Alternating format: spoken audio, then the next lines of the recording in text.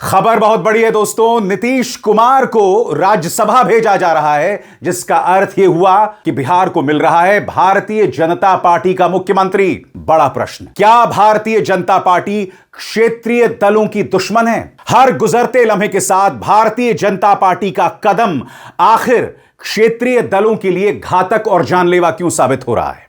मैं ऐसा क्यों कह रहा हूं दोस्तों? क्योंकि यकीनन नीतीश कुमार के दम पर भारतीय जनता पार्टी गठबंधन बिहार का चुनाव जीता था, उनके साथ सहानुभूति के चलते, उनके चेहरे के चलते, और आज नीतीश कुमार को राज्यसभा भेजा जा रहा है। यानी कि भारतीय जनता पार्टी के चेहरे के लिए मुख्यमंत्री के तौर पर अब रास्ता साफ हो गया है। हमें यह नहीं भूलना चाहिए दोस्तों कि भारतीय जनता पार्टी के पूर्व अध्यक्ष जेपी नड्डा ने, याद कीजिएगा, क्या कहा था? और बिहार से ही उन्होंने कहा था कि हम सभी क्षेत्रीय दलों को खत्म कर देना चाहते हैं। यानी कि इस देश का जो संघीय चरित्र है, फेडरल चरित्र है, उसे भाजपा खत्म कर देना चाहती है। और कहीं ना कहीं राष्ट्रीय राजनीति में सिर्फ दो दलों की गुंजाइश बनी रहे, भारतीय जनता पार्टी और कांग्रेस, और उसके अलावा कुछ नहीं।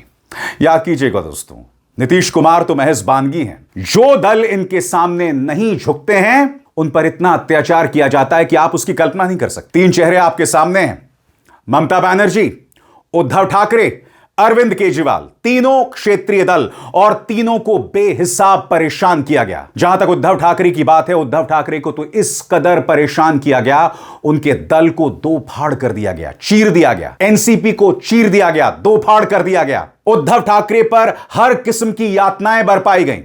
ममता बनर्जी लगातार भारतीय जनता पार्टी, उसकी एजेंसीज उन्हें टारगेट कर रही हैं।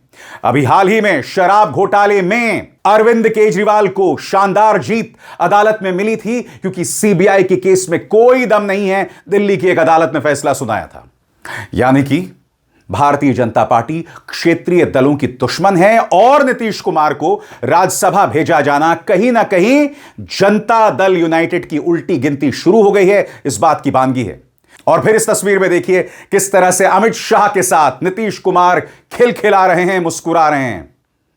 मगर यहां विपक्ष को मौका मिल गया है उन पर प्रहार करने के लिए। तेजस्वी यादव पत्रकारों से मिलते हैं और कहते हैं अपने चिर परिचित अंदाज में कि भाई, दुल्हे को बताया कुछ और गया था और बाद में फेरे किसी और के साथ लगवाए जा रहे हैं। चुनाव में भी हमने उनके खिलाफ कुछ नहीं कहा, और चुनाव के दौरान भी घूम घूम के ये बात हम कहते थे कि भाई, नीतीश जी को तो घोड़ी पे चढ़ाया है दूल्हा बना करके, लेकिन फेरा किसी और के साथ दिला रहा है।